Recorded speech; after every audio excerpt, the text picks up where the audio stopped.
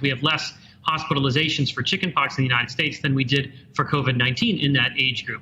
And again, I think when you look at that number, yes, it's true. It takes a lot of vaccines to prevent one hospitalization in a young age group.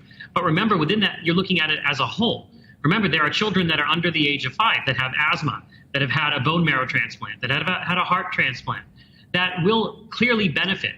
This is not a mandate in the United States or Canada for this vaccine, and it shouldn't be a mandate.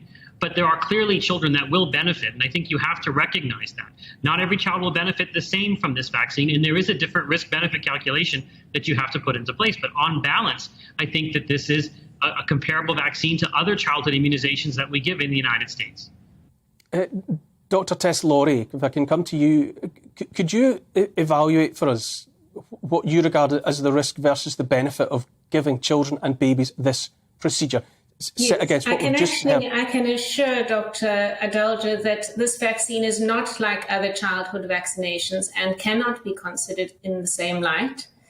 This vaccine is extremely dangerous. It is not safe and effective, and it's potentially fatal.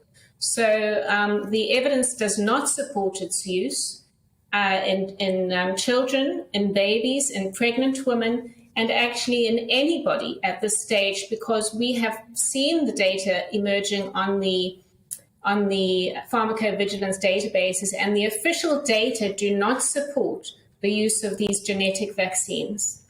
And if I can just remind you how they work, they do not work the same way as other vaccines. It is a new technology that has not even sufficiently passed animal studies on safety, and yet we have rolled them out to billions of people around the world. These new vaccines give our bodies a recipe to make spike protein, a foreign protein, a viral protein with no off switch for an indefinite period of time. This vaccine does not stay in the shoulder muscle. It circulates around the body and gives our cells a recipe to make spike protein that then causes an inflammatory reaction throughout the body for an indefinite period. The pharmaceutical companies have not disclosed all the ingredients in these vaccines, and we know from independent scientists with no conflicts of interest that there are many undeclared contents, including graphene compounds and metallic objects.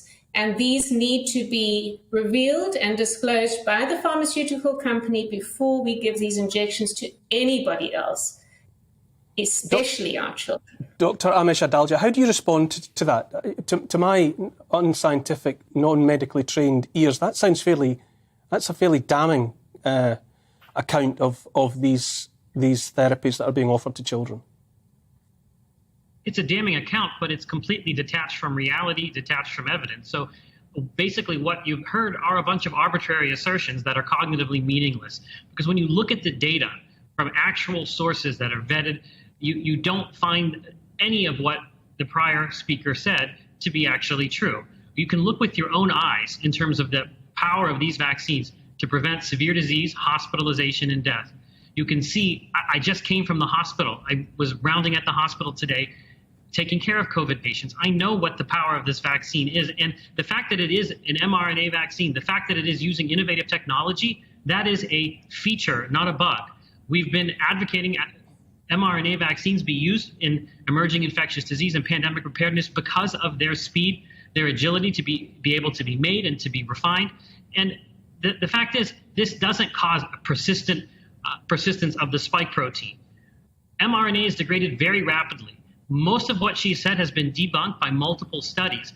But when you're in these types of forums, it's very hard to be able to give a complete case for all of it. And it sounds reasonable when she says it, but it's completely detached from the evidence that we have in front of our eyes, the evidence that's been published in multiple medical journals, and the evidence in our hospitals. And I think that this is just a dangerous methodology of thinking that you're seeing exhibited. Dr. Lawrie, Bev Turner, I will come to you, but Dr. Tess, Lawrie, I have to let you respond to those statements. Thanks very much. It really seems like Dr. Adalja is not looking at the evidence on the databases because the clinical trials were interrupted. They have never been completed. So the only data and certainly Safety data is something that takes many years to accumulate. We do not have safety data on these vaccines. We do not have long-term safety data, and it's a new technology. So Dr. Adalja obviously has not looked at the VAERS database or the World Health Organization's database, on which there are 4 million reports of adverse reactions. And on our UK database, there are 500,000 reports of adverse reactions. So 500,000, 500,000 people in the UK have reported reactions to their vaccine. And if we take 50 million, that's 1 in 100, and we know these data are underreported. So Dr. Adalja is using anecdotal evidence from his hospital experience, and we know that many of those hospital cases are just cases with COVID because they've been tested as PCR. They're not people with COVID as an illness, with COVID disease. And what we are seeing on the Canadian COVID Care Alliance's data, they've analyzed their data, and we're looking at data. Jessica Rose has been, many independent scientists are looking at the data, and it's clear that in actual fact, there are more cases of COVID with COVID vaccination, particularly with a booster, and there are more COVID deaths. So these vaccines must be stopped, and the World Council for Health issued a report last month to say that there is sufficient evidence of a significant safety signal on the databases, and these products should be recalled. Bev Turner, this is a story that you've been following closely in the UK for months, if not for years now. How do you react to the news from Canada? Well, for a start, Tess is 100% right, and our friend from America is 100% wrong. I'm involved in this because, along with a group of lawyers in the UK, we filed for a judicial review in September 21 when the government started talking about injecting the under 18s. And it was so obvious that this was a disease which was affecting the very elderly, the very vulnerable, and there was no clinical need for a healthy teenager to be given a trial mRNA drug. And as the doctor just said, we have been trying to get mRNAs used for years. That's true. And there's a reason why they weren't given the green light until COVID happened, because suddenly they've been pushed through under the auspices of this emergency from which children need rescuing, under this emergency use authorization. I would just ask any parents watching this, do you feel that your children are in the middle of a COVID emergency from which they need to take a risk by taking a drug with what we now know are demonstrable harms attached to it for a disease from which they are not at any risk whatsoever? That is the crux of this. And as part of that legal case that I've been involved in, what we've struggled to get, Neil, is transparency. We have struggled to get clarity from the government. We are still at it a year later. We are filing every time another age group gets lower and lower and lower. We have not yet greenlit 6 months to 5 years in this country, but they will do so. They will do so.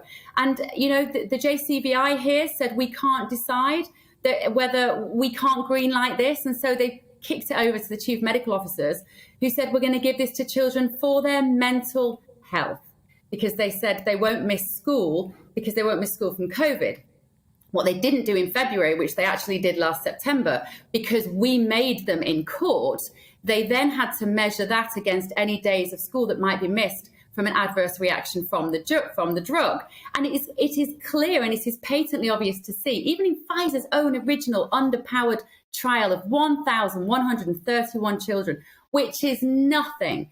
The number of adverse reactions amongst those children, I'm not talking about the serious cases of myocarditis, we're not talking about severe incidents, even just the cases of vomiting and diarrhea and temperatures. It was so obvious from Pfizer's own trials that children would miss school because of having the vaccines. So the argument is completely flaky. And the other thing, the most important thing, we have no long-term data. We do not know. Long-term data with the effects of mRNA and the spike protein, as Tess has beautifully explained, that may not matter when you're 77. It really matters when you're 7, and it really matters when you are 7 months of age. And there are too many questions which remain unanswered at this stage.